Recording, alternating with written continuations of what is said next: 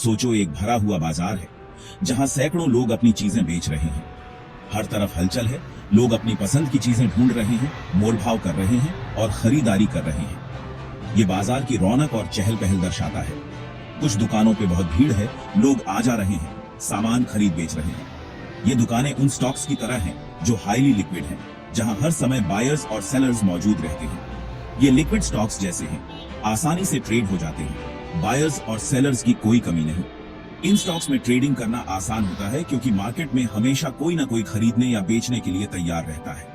अब सोचो, एक दुकान कोने में है जहां कोई जाता नहीं, खरीदारी भी कम होती है।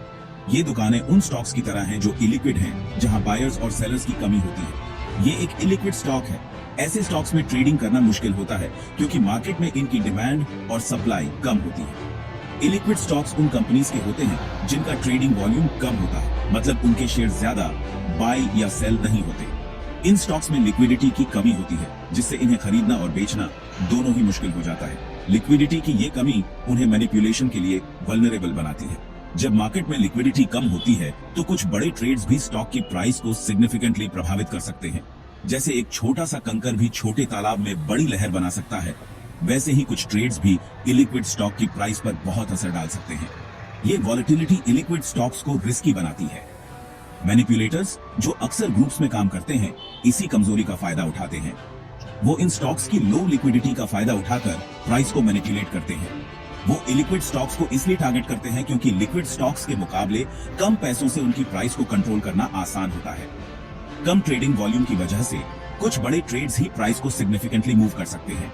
उनका मकसद सिंपल है, स्टॉक प्राइस को आर्टिफिशियली बढ़ाओ और फिर अनसस्पेक्टिंग इन्वेस्टर्स को बेच दो, जिससे उन्हें नुकसान हो। ये इन्वेस्टर्स अक्सर मार्केट की डायनामिक्स को नहीं समझते और आसानी से फंस जाते हैं। ये हमें पंप एंड डंप स्कीम पे लाता है, एक धोखाधड़ी जिसमें अनइन्फॉर्म्ड इन्वेस्टर्स को जल्दी पैसा कमाने का लालच देकर फंसाया जाता है। इस स्कीम में मैनिपुलेटर्स पहले स्टॉक की प्राइस को पंप करते हैं और फिर डंप कर देते हैं। इस स्कीम को समझने के लिए इलिक्विडिटी और इसे एक्सप्लॉइट करने वालों के इरादों को समझना जरूरी है। जब तक इन्वेस्टर्स इन टैक्टिक्स को नहीं समझेंगे, वो हमेशा ऐसे फ्रॉड्स के शिकार बनते रहेंगे। इसलिए मार्केट में इन्फॉर्म्ड रहना और सही जानकारी रखना बहुत महत्वपूर्ण है। पंप एंड डंप स्कीम का पहला स्टेप होता है मैनिपुलेटर्स का टारगेट इलिक्विड स्टॉक में अपनी पोजीशन मजबूत करना। वो ये चुपके से करते हैं, अक्सर लंबे समय तक, ताकि किसी का ध्यान ना जाए और स्टॉक प्राइस समय से पहले ना बढ़े। इसे ऐसे समझो जैसे एक शिकारी चुपके से अपने शिकार का पीछा करता है। वो थोड़े थोड़े शेयर्स खरीदते हैं, मार्केट सर्वेलेंस सिस्टम से बचते हुए। उनका मकसद स्टॉक के फ्लो, मतलब ट्रेड के लिए अवेलेबल शेयर्स का एक बड़ा हिस्सा कंट्रोल करना होता है। ये एक्यूमुलेशन फेज स्कीम की सक्सेस के लिए बहुत जरूरी है। अवेलेबल शेयर्स का एक बड़ा हिस्सा कंट्रोल करके मैनिपुलेटर स्टॉक की प्राइस को आसानी से इन्फ्लुएंस कर सकते हैं जब वो उसे पंप करने का फैसला करते हैं। याद रखो, इलिक्विड स्टॉक्स में डिमांड में थोड़ी सी भी बढ़ोतरी प्राइस में बहुत ज्यादा उछाल ला सकती है। शेयर्स का ये स्ट्रेटेजिक एक्विजिशन, जो अक्सर कई अकाउंट से किया जाता है ताकि उनके इरादे छुपे रहे, स्कीम के नेक्स्ट फेज के लिए स्टेज सेट करता है।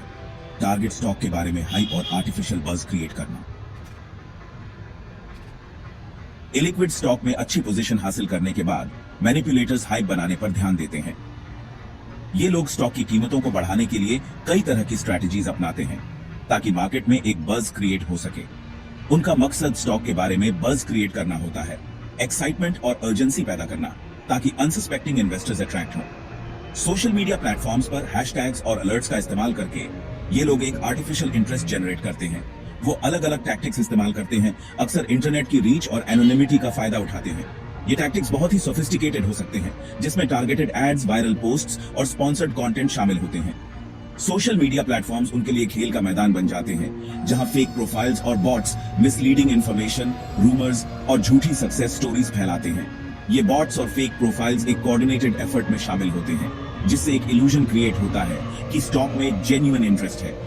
वो ऑनलाइन फोरम्स में घुस जाते हैं, खुद को एंथुसियास्टिक इन्वेस्टर्स बताते हैं, हॉट टिप्स शेयर करते हैं और दूसरों को स्टॉक खरीदने के लिए उकसाते हैं। ये फोरम्स और चैट रूम्स एक ब्रीडिंग ग्राउंड बन जाते हैं मिस इन्फॉर्मेशन और हाइप के लिए। न्यूज़लेटर्स, जो अक्सर इंडिपेंडेंट इन्वेस्टमेंट एडवाइस प्लेटफॉर्म्स बनकर आते हैं, मिस इन्फॉर्मेशन फैलाने में शामिल हो जाते हैं। ये न्यूज़लेटर्स डिटेल्ड एनालिसिस और प्रोजेक्शंस के साथ आते हैं, जो इन्वेस्टर्स को कन्विंस करने के लिए डिजाइन होते हैं। वो बायस्ड आर्टिकल्स पब्लिश करते हैं जिनमें कंपनी के पोटेंशियल के बारे में बढ़ा चढ़ाकर बातें लिखी होती हैं, जिससे हाइप और बढ़ता है।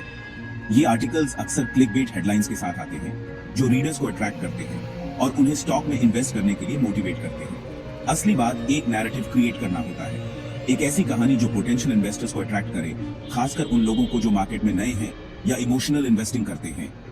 ये नैरेटिव अक्सर सक्सेस स्टोरीज और हाई रिटर्न्स के प्रॉमिसेस के साथ आता है, जो इन्वेस्टर्स को इमोशनली मैनिपुलेट करता है। मिस इन्फॉर्मेशन का ये ऑर्केस्ट्रेटेड कैंपेन स्टॉक की डिमांड बढ़ने का इल्यूजन क्रिएट करता है। ये इल्यूजन इतना कन्विंसिंग होता है कि कई बार एक्सपीरियंस ट्रेडर्स भी इसमें फंस जाते हैं। अनसस्पेक्टिंग इन्वेस्टर्स पॉजिटिव न्यूज और इनसाइडर इंफॉर्मेशन से भरे हुए फैब्रिकेटेड ग्रोथ पोटेंशियल पर यकीन करने लगते हैं, जिससे स्कीम के नेक्स्ट फेज के लिए स्टेज सेट हो जाता है। ये फेज होता है स्टॉक की कीमतों को आर्टिफिशियली इन्फ्लेट करना और फिर अपनी होल्डिंग्स को बेचकर प्रॉफिट कमाना, leaving new investors with overvalued stocks. जैसे ही हाइप मशीन तेजी से चलने लगती है, फाइनेंशियल न्यूज चैनल्स और सोशल मीडिया प्लेटफॉर्म्स पर बज़ बढ़ने लगता है। लोग एक दूसरे से इस नए स्टॉक के बारे में बात करने लगते हैं और धीरे धीरे ये चर्चा हर जगह फैल जाती है। अनसस्पेक्टिंग इन्वेस्टर्स बनावटी एक्साइटमेंट और FOMO, fear of missing out के चलते स्टॉक खरीदने लगते हैं। उन्हें लगता है कि अगर उन्होंने अभी इन्वेस्ट नहीं किया तो वो एक बड़ा मौका खो देंगे। डिमांड में ये अचानक बढ़ोतरी जो मैनिपुलेटर्स ने आर्टिफिशियली क्रिएट की है, स्टॉक प्राइस को ऊपर धकेलने लगती है। ये एक सेल्फ फुलफिलिंग प्रोफेसी की तरह काम करता है, जहां बढ़ती डिमांड और बढ़ती प्राइस एक दूसरे को फीड करती है।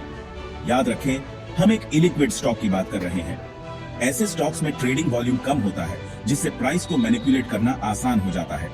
रेडिली अवेलेबल शेयर्स की लिमिटेड सप्लाई इस बढ़ी हुई डिमांड के इफेक्ट को और बढ़ा देती है। जब सप्लाई कम होती है और डिमांड बढ़ती है, तो प्राइस तेजी से ऊपर जाती है। कुछ नए बायर्स भी प्राइस में बहुत ज्यादा जंप ला सकते हैं, जिससे स्टॉक की वैल्यू में एक बड़ा स्पाइक देखने को मिलता है। ये स्पाइक और भी ज्यादा इन्वेस्टर्स को अट्रैक्ट करता है, जिससे जेन्युइन बुल रन का इल्यूजन और मजबूत होता है।